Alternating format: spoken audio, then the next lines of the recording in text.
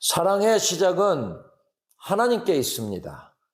요한일서 4장 18절부터 19절로 말씀을 전합니다.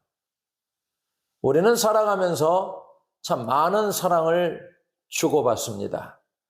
때로는 사랑 때문에 가슴 벅차게 행복하기도 하지만 사랑 때문에 가장 많이 아프고 가장 많이 지치기도 합니다. 내가 이만큼 사랑했는데 왜 몰라줄까? 내가 더 잘해야 이 사랑이 유지될까 하는 생각들이 우리를 어렵고 힘들게 할 때도 있습니다. 우리가 가장 먼저 회복해야 할 것이 있는데 그것은 사랑의 시작은 내가 아니라 하나님께 있다는 사실을 인정하는 것입니다. 사람은 태어날 때부터 죽을 때까지 사랑을 먹고 사는 존재입니다. 갓 태어난 아기는 엄마의 심장 소리를 들어야 안심하고 잠이 들고, 청년들은 가슴 뛰는 사랑을 꿈꾸고, 어르신들도 누군가에게 소중한 사람으로 기억되길 원합니다. 우리는 늘 사랑을 원하고 또 누군가를 열심히 사랑하며 사는데도 마음 한구석은 늘 허전합니다. 왠지 모를 불안함이 사라지지 않습니다. 왜 그럴까요? 우리가 세상에서 경험하는 사랑은 대개 조건이 붙어 있기 때문입니다. 내가 나한테 잘하니까 나도 너를 사랑해.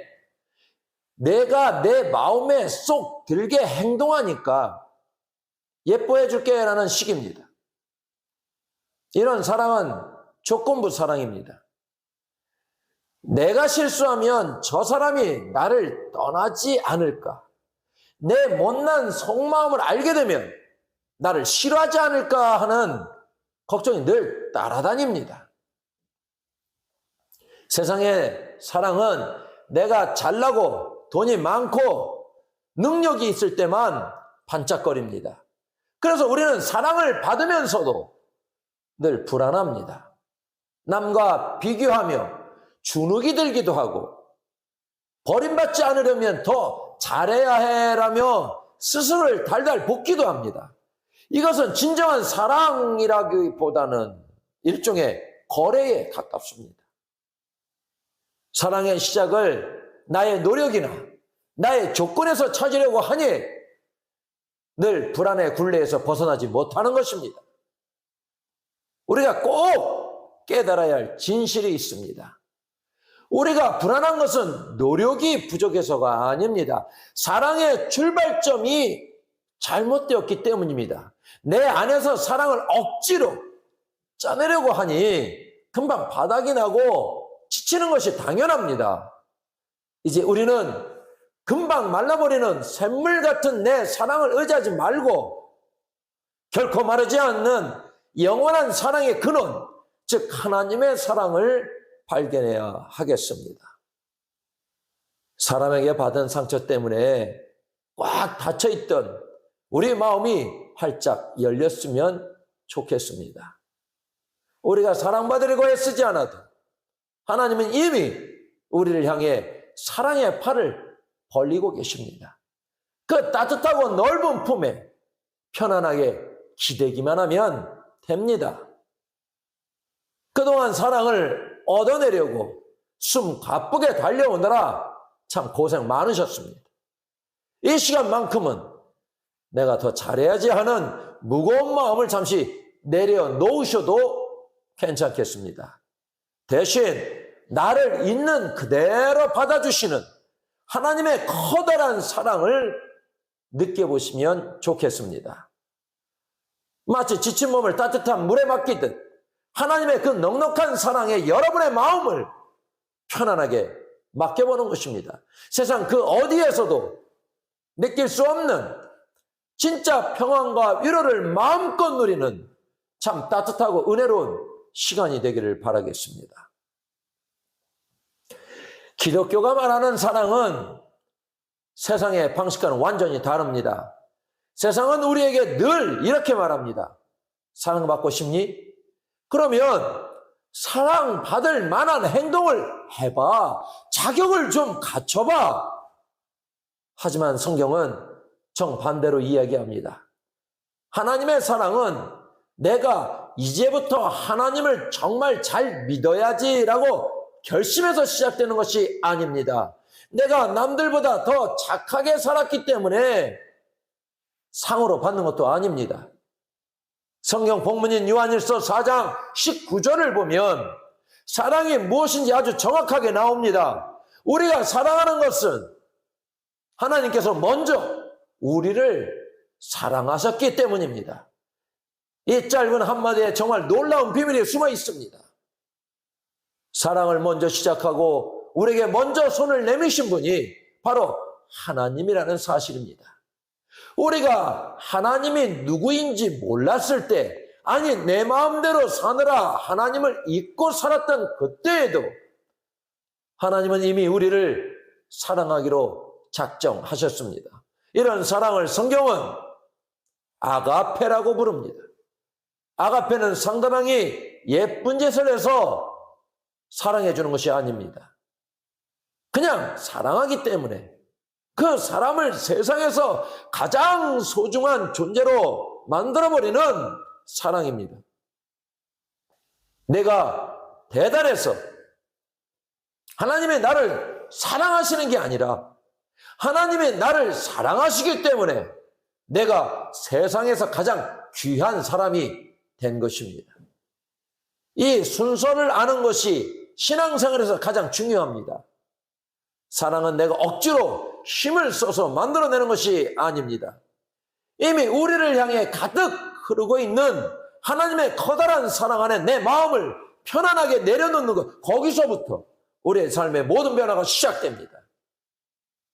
어린아이가 부모님께 사랑받으려고 돈을 벌어오거나 집안일을 완벽하게 해야 하나요? 아닙니다. 그냥 그 집 자녀라는 이유 하나만으로 충분히 사랑받습니다. 우리의 신앙도 똑같습니다. 내가 하나님께 뭘 해드려야 하지라고 고민하기 전에 하나님이 나를 얼마나 많이 사랑하고 계신가를 먼저 아는 것이 중요합니다. 이제 사랑받으려고 발버둥 치며 고생하던 마음을 잠시 내려놓으시기 바랍니다. 아무 조건 없이 먼저 달려와 나를 꼭 안아주시는 하나님의 따뜻한 품을 느껴보십시오. 그 사랑을 받아들이는 순간 우리 마음을 괴롭히던 모든 불안과 걱정은 깨끗이 사라지게 될 것입니다. 성경은 탕자의 비유를 통해 하나님의 엄청난 사랑을 우리가 더 쉽게 이해할 수 있도록 해주었습니다. 둘째 아들이 아버지에게 가서 아버지, 나중에 내게 물려주실 재산 지금 미리 주세요 라고 떼를 씁니다. 이건 당시 분위기로 보면 아버지 면전에 대고 아버지 빨리 돌아가셨으면 좋겠어요 라고 말한 것과 다를 바가 없는 아주 무례한 짓입니다. 결국 아들은 그 돈을 챙겨 먼 나라로 떠납니다. 거기서 자기 마음대로 흥청망청 쓰다가 결국 빈털터리가 되고 말았습니다. 먹을 게 없어서 돼지가 먹는 사료라도 얻어먹으려 했지만 그것조차 주는 사람이 없었습니다. 완전히 바닥까지 떨어진 비참한 신세가 된 것입니다. 엉망진창이 된 아들은 집으로 돌아오면서 머릿속으로 수없이 연습합니다. 아버지한테 가서 빌어야지.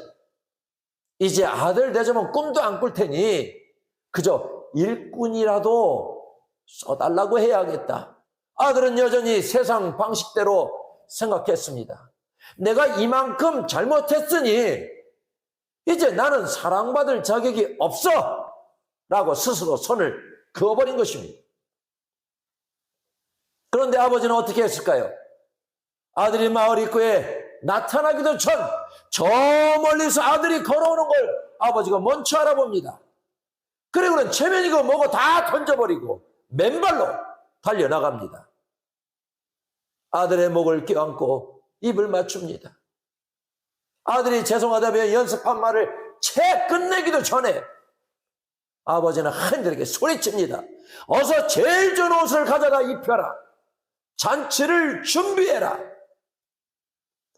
아버지는 아들에게 그 돈 다 어디에 날렸니? 왜 그 모양 그 꼴로 왔니라고 단 한마디도 묻지 않았습니다. 그저 내 자식이 죽지 않고 살아서 돌아왔다는 그것 하나만으로도 충분했습니다. 예수님은 이 이야기를 통해 하나님이 바로 이런 분이라고 알려주십니다. 우리가 아버지라고 부를 수 있는 분이라는 것입니다. 온 세상을 만드신 하나님이 나의 친밀한 아버지가 되신다는 사실, 이것을 깨닫는 것이 사랑의 시작입니다. 진짜 아버지는 자녀가 실수했다고 해서 너 이제 내 자식 아니야 라며 내쫓지 않습니다. 오히려 자녀가 잘못해서 아파하고 있으면 그 마음을 보며 같이 울어주고 곁을 지켜주는 분입니다. 성경은 우리에게 약속합니다. 진짜 사랑을 만나면 두려움이 사라집니다. 우리가 하나님을 무서운 판사처럼 생각하면 늘 혼날까봐 벌벌 떨며 살 수밖에 없습니다. 하지만 하나님을 나를 너무나 사랑하는 아버지로 믿기 시작하시면 우리의 마음속에 걱정과 불안은 안개처럼 싹 사라집니다. 하나님은 여러분의 인생을 검사하시는 분이 아닙니다. 공부를 잘했는지, 돈을 많이 벌었는지, 완벽하게 살았는지를 따지지 않으십니다. 하나님은 그저 나라는 존재 그 자체를 너무나 소중하게 여기고 기뻐하시는 분입니다. 이 사실을 꼭 믿으시기를 바라겠습니다. 하나님의 사랑이 내 삶의 시작이라고 깨닫게 되면 나에게 찾아오는 힘든 일들을 보는 눈도 완전히 달라집니다. 살다 보면 생각지도 못한 어려움을 만날 때가 참 많이 있습니다. 갑자기 몸이 아프기도 하고 믿었던 사람에게 상처를 입거나 돈 문제 때문에 밤잠을 설치며 가슴을 졸이기도 합니다. 그럴 때면 우리 마음속에 이런 의심이 고개를 듭니다. 하나님이 정말 나를 사랑하신다면 어떻게 나한테 이런 일이 생길까? 하나님이 나를 버리신 건 아닐까? 하지만 성경은 우리에게 아주 분명하게 대답해 줍니다. 하나님은 아브라함에게 나는 너의 방패다라고 말씀하셨습니다. 방패가 무엇인가요? 적이 쏘는 화살을 막아주는 것입니다. 그런데 하나님이 방패가 되어주신다는 건 하나님이 직접 우리 앞을 가로막고 서서 우리 대신 그 화살을 다 맞아주신다는 뜻입니다. 그 증거가 바로 예수님의 십자가입니다. 우리가 잘못해서 받아야 할 아픈 화살들을 예수님이 십자가에서 온몸으로 다 막아내셨습니다. 하나뿐인 아들까지 아낌없이 내주신 분이 무엇이 아까워서 우리를 혼자 버려두시겠습니까? 절대 그럴 리 없습니다. 다윗의 고백에서도 알 수 있습니다. 내가 아주 캄캄하고 위험한 골짜기를 지날지라도 무섭지 않은 건 주님이 나와 함께 계시기 때문입니다. 다윗이 지나는 골짜기가 갑자기 밝아졌거나 위험이 사라져서 안 무서운 게 아니었습니다. 골짜기는 여전히 어둡고 험했지만 나를 지켜주는 든든한 주님이 바로 옆에 계시니까 안심할 수 있었던 것입니다. 가진 게 많아서 행복한 게 아니라 나보다 나를 더 잘하시는 하나님이 곁에 계셔서 행복한 것입니다. 세상의 소란함보다 훨씬 크신 주님이 내 손을 꼭 잡고 동행해 주시기에 우리는 오늘도 웃으며 기쁘게 살아가는 것입니다. 지금 눈앞에 놓인 문제들이 마치 태산처럼 커 보이시나요? 하지만 잊지 마십시오. 그 문제보다 우리 하나님은 훨씬 더 크고 힘이 세십니다. 하나님은 그 어떤 순간에도 여러분을 놓지 않으시고 끝까지 포기하지 않으십니다. 이 든든한 사랑을 믿고 어깨 펴고 당당하게 걸어가시기를 바라겠습니다. 혹시 요즘 내 마음이 좁아져서 누군가를 미워하거나 질투하며 괴로워한 적 있으신가요? 사실 우리 마음이 예민하고 날카로워지는 건 내가 충분히 사랑받지 못하고 있다고 느끼기 때문일 때가 많습니다. 하지만 하나님의 사랑을 내 마음속에 가득 채우면 정말 신기한 일이 벌어집니다. 주변 사람들과의 관계가 마치 봄에 눈이 녹듯 부드럽게 변하기 시작하게 됩니다. 성경은 우리에게 이렇게 말합니다. 하나님이 우리를 이토록 사랑하셨으니 우리도 서로 사랑하는 게 당연합니다. 내가 먼저 하나님께 엄청난 용서와 사랑을 받았다는 걸 진짜로 깨닫게 되면 내 마음에도 다른 사람을 품어줄 수 있는 넉넉한 여유가 생겨납니다. 내가 이미 세상에서 가장 큰 사랑을 받고 있다는 자신감이 생기면 남을 깎아내릴 필요도 누가 잘 되는 걸 시기할 필요도 없어지게 됩니다. 오히려 힘들게 사는 사람들을 보면 저 사람도 하나님의 사랑을 알면 참 좋을 텐데 하는 안쓰러운 마음이 먼저 들게 됩니다.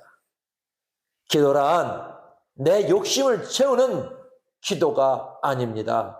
나 같은 사람도 아무 조건 없이 사랑해 주신 하나님의 은혜가 너무 감사해서 나도 그 사랑으로 아픈 이웃과 세상을 위해 대신 기도해 주는 것입니다. 내가 하나님의 사랑을 듬뿍 받고 있다는 자신감이 생기면 기도는 더 이상 나만 잘 되게 해주세요라는 나만을 위한 기도를 하지 않게 됩니다. 이미 마음속에 사랑이 꽉 차 있어서 남을 배려할 여유가 넘쳐나기 때문입니다. 우리도 마찬가지입니다. 하나님의 사랑을 내 마음에 가득 채워야 그 사랑을 다른 사람에게도 나눠줄 수 있는 것입니다. 여러분이 정성을 다해 드리는 그 기도를 통해 하나님의 따뜻한 사랑이 필요한 곳곳에 흘러가게 될 것입니다. 나만 생각하는 기도에서 벗어나 타인의 아픔을 내 아픔처럼 여기며 기도하는 모습, 그것이 바로 하나님이 보시기에 가장 예쁜 사랑의 열매입니다. 무엇을 잘 하려고 너무 애쓰지 마십시오. 하나님께 점수를 따려고 땀 흘리며 고군분투하지도 않아도 괜찮습니다. 대신 하나님이 주시는 사랑을 듬뿍 받는 일에만 마음을 쏟아보셨으면 좋겠습니다. 자꾸만 마음속에서 들려오는 너는 이래서 안 돼, 너는 아직 부족해라는 자책의 목소리나 우리를 기죽게 하는 세상의 소리는 이 길을 막으셔야 합니다. 대신은 너는 내 아들이다, 내 딸이다, 나는 너를 보물처럼 귀하게 여긴다라고 속삭이시는 하나님의 부드러운 목소리에 귀를 기울여 보십시오.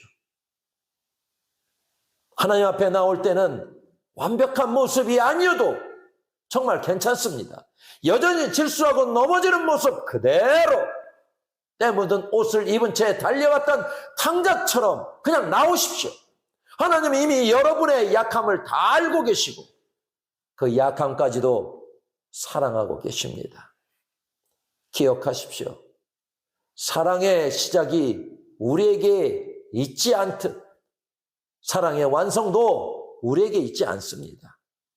하나님이 먼저 시작하셨으니 그분이 끝까지 여러분의 인생을 책임지실 것입니다. 홍수가 났을 때 노아의 방주가 유일한 살 길이었던 것처럼 세월이 흐른 뒤 여러분은 고백하게 될 것입니다. 내 인생의 가장 큰 실력은 내가 잘난 것이 아니라 하나님의 사랑 안에 머물렀던 것뿐이었다라고 말입니다. 오늘 하나님은 여러분 한 분 한 분에게 이렇게 말씀하십니다. 사랑받는 것을 두려워하지 마라. 너는 이미 내 사랑 안에 있단다. 내가 나를 놓아도 나는 너를 절대 놓지 않는다. 이 따뜻하고 든든한 약속을 오늘 인생의 가장 큰 백으로 삼으십시오. 사랑의 시작이 하나님께 있음을 믿을 때 우리는 거친 세상 속에서도 진짜 힘을 얻고 승리할 수 있습니다. 하나님의 사랑은 절대로 실패하지 않습니다.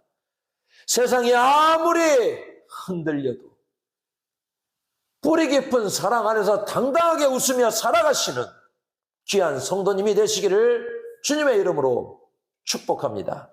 기도하겠습니다.